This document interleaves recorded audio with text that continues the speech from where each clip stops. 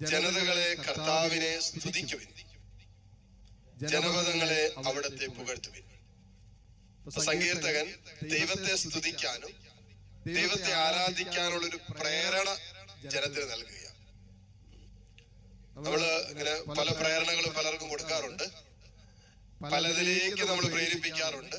പാപകരമായതിലേക്കും അശുദ്ധമായതിലേക്കും ദൈവികമല്ലാത്തതിലേക്കും ഒക്കെ നമ്മൾ ചിലരെ പ്രേരിപ്പിക്കാറുണ്ടല്ലേ. കൂട്ടുകെട്ടൊന്ന് പരിശോധിച്ചാൽ മതി, നമ്മുടെ കൂട്ടുകാര് നമ്മളെ എന്തിനാണ് പ്രേരിപ്പിക്കുന്നത്.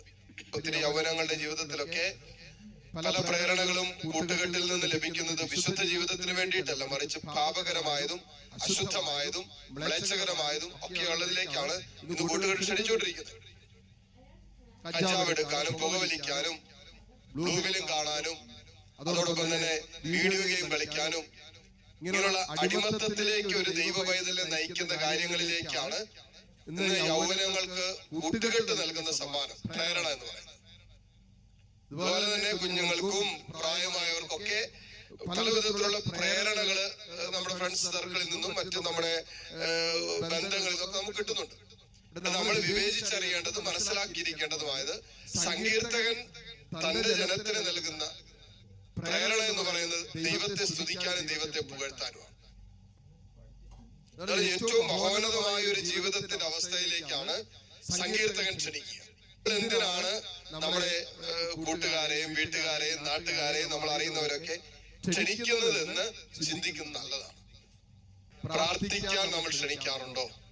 വിശുദ്ധ ജീവിതത്തിന്റെ ക്ഷണം നൽകി ക്ഷണിക്കാറുണ്ടോ? ദൈവസ്നേഹത്തിലേക്ക് നമ്മൾ ക്ഷണിക്കാറുണ്ടോ? സൗഖ്യത്തിലേക്ക് ഒരു വ്യക്തിയെ ക്ഷണിക്കാറുണ്ടോ? നമ്മൾ ചോദിക്കണം. നമ്മുടെ ക്ഷണമൊക്കെ എന്തിനു വേണ്ടിയിട്ടുള്ള? നമ്മൾ ഒരാളെ ക്ഷണിക്കുമ്പോ, നമ്മുടെ കൂട്ടുകെട്ട് സർക്കിൾ നമ്മൾ ഒരാളെ വിളിക്കുമ്പോ നമ്മൾ എന്ത് പറയാൻ, എന്ത് സംസാരിക്കാണ് നമ്മൾ വിളിക്കുന്നത്? ചിലവരൊക്കെ രാവും പകലൊക്കെ ഇരുന്ന് ഫോൺ വിളിക്കുന്നത് കാണാറുണ്ട്.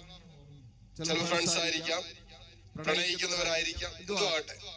രാവും പകലൊക്കെ ഇരുന്ന് സായാഹ്നങ്ങളിലൊക്കെ ഇരുന്ന് അവസാനം അപ്പുറം അമ്മയൊക്കെ വന്നിട്ട് ഫോൺ വെക്കട ഇടി, ഫോൺ വെക്കടി, വന്നിട്ട് കിടന്നുറങ്ങടി ഒക്കെ പറഞ്ഞു കഴിയുമ്പോ നിർബന്ധം ചെയ്യുമ്പോ ഇത് വെച്ചിട്ട് പോയി കിടന്നുറങ്ങും. ദൈവസ്നേഹത്തിലേക്കുള്ള ഒരു പ്രേരണ നൽകാനുള്ള ഒരു വിളി, ദൈവത്തെ സ്തുതിക്കാൻ, ദൈവത്തെ മഹത്വപ്പെടുത്താൻ, ദൈവത്തെ ദൈവമായി അംഗീകരിച്ച് ഏറ്റുപറയാനുള്ള ഒരു വിളിയിലേക്കും ഒരു ദൗത്യത്തിലേക്കും പ്രേരണ നൽകാനുള്ള വലിയൊരു സുവിശേഷത്തിന്റെ ദൗത്യം സ്വർഗം നമ്മളെ ഏൽപ്പിച്ചിട്ടുണ്ട്.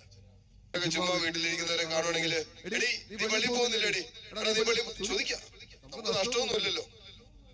നോർമലി ചോദിക്കുന്ന കുട്ടികളൊക്കെ ഉണ്ടെങ്കിൽ എന്നെയുണ്ട്, പഠിക്കാനൊക്കെ എങ്ങനെയുണ്ട്, പഠിക്കുന്നുണ്ടോ, പ്രാർത്ഥിക്കുന്നുണ്ടോ, പള്ളിയിൽ പോകുന്നുണ്ടോ, കുമ്പസാരിക്കുന്നുണ്ടോ എന്നൊക്കെയാണ് നമ്മൾ സാധാരണ ചോദിക്കാറുള്ളത്. എന്ന് പറയുന്ന പോലെ നമുക്ക് നമ്മുടെ കൂടെയുള്ളവർക്ക് പ്രേരണകൾ നമ്മൾ നൽകിക്കൊണ്ടിരിക്കും. നമ്മൾ അറിയുന്നില്ല, നിരന്തരമായ പ്രേരണകൾ നമ്മുടെ കൂടെയുള്ളവർക്ക് നമ്മൾ നൽകുന്നുണ്ട്. പ്രത്യേകിച്ച് മാതാപിതാക്കളുടെ ജീവിതം മക്കൾക്ക് വലിയ പ്രേരണയാണ് നൽകുന്നത്. വിശുദ്ധിയിലേക്കാകാം, അശുദ്ധിയിലേക്കാകാം.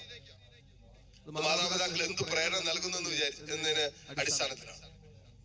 മാതാപിതാക്കള് കുടുംബത്തിൽ ഇങ്ങനെ പരസ്പരം സ്നേഹിച്ചും ക്ഷമിച്ചും കരുതലോടെയും മനസ്സിലാക്കിയൊക്കെ ജീവിക്കുന്ന ഒരു കുടുംബത്തില് മക്കൾക്ക് കൊടുക്കുന്ന വലിയൊരു പോസിറ്റീവായിട്ടുള്ള വിശുദ്ധ ജീവിതത്തിന്റെ ഒരു പ്രേരണയുണ്ട്. പറഞ്ഞു കൊടുക്കൊന്നും വേണ്ടത്. മാതാപിതാക്കൾ ഒരുമിച്ച് രാവിലെ എഴുന്നേറ്റ് പള്ളിയിൽ പോകുന്ന ഒരു കുടുംബമാണെങ്കിൽ മക്കൾക്ക് വേറെ നിങ്ങൾ പറഞ്ഞു കൊടുക്കേണ്ട, എഴുന്നേറ്റ് പള്ളിയിൽ പോകും, നിങ്ങൾ രാവിലെ എഴുന്നേറ്റ് പോവുക. ഇതൊരു പ്രേരണയാണ്, ഇൻസ്പിറേഷനാണ് എന്ത് പള്ളിയിൽ പോകാനുള്ളത്.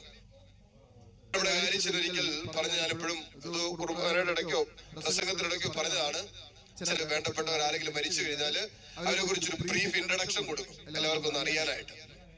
അപ്പൊ മകളാണ് കയറി ഇൻട്രഡക്ഷൻ കൊടുക്കുന്നത്. എന്നിട്ട് പറഞ്ഞൊരു കാര്യമാണ്, ഞങ്ങളുടെ അമ്മ ഞങ്ങളോട് ഇന്ന് വരെ പള്ളിയിൽ പോകാൻ പറഞ്ഞിട്ടില്ല. ഞങ്ങളുടെ അമ്മ മരിച്ചോടൊക്കെയാണ്, ഇന്ന് വരെ ഞങ്ങളുടെ പള്ളിയിൽ പോകാൻ പറഞ്ഞിട്ടില്ല. അപ്പൊ എല്ലാവരും വിചാരിച്ചത് എന്റെ അമ്മ ഇതുവരെ പള്ളിയിൽ പോകാൻ പറഞ്ഞിട്ടില്ല. എന്നിട്ട് പറയാണ്, പള്ളിയിൽ പോകാൻ പറഞ്ഞിട്ടില്ല, പക്ഷേ രാവിലെ എഴുന്നേറ്റ് എല്ലാ ദിവസവും പള്ളിയിൽ പോകുമായിരുന്നു. പറയേണ്ട ആവശ്യമില്ല. ഇത് കണ്ടു നിങ്ങൾക്ക് പിള്ളേർക്ക് പോകാതിരിക്കാൻ പറ്റും. വീട്ടില് സന്ധ്യാപ്രാർത്ഥനയുടെ സമയമാകുമ്പോ അപ്പനും അമ്മയും വന്ന് മുട്ടുകുത്തിയാല് മക്കൾ വരാതിരിക്കും. നിങ്ങൾ പറ, മക്കൾ വരാതിരിക്കുമോ? മക്കൾ വരാതിരിക്കുന്നതിന് കാരണം എന്താണെന്നറിയാമോ? ഒന്നിലേക്ക് അപ്പം വന്നിരിക്കും, അപ്പൊ അമ്മ തെക്കോട്ട് പോകും, അല്ലെങ്കിൽ അമ്മ വന്നിരിക്കും, പിന്നെ അപ്പനെ കാണുകയില്ല. പറയുന്നതിനേക്കാളും കൂടുതൽ പ്രേരണകള് നമ്മുടെ ജീവിതം കൊണ്ട് നമ്മൾ കൊടുക്കുന്നുണ്ട്. നമ്മുടെ കുടുംബത്തില് പ്രത്യേകിച്ച് മാതാപിതാക്കളായിട്ടുള്ളവർ ശ്രദ്ധിക്കുക, നമ്മുടെ ഓരോ മൂവ്മെന്റും ഓരോ പ്രേരണകളാണ്, ഇൻസ്പിരേഷൻസ് ആണ്.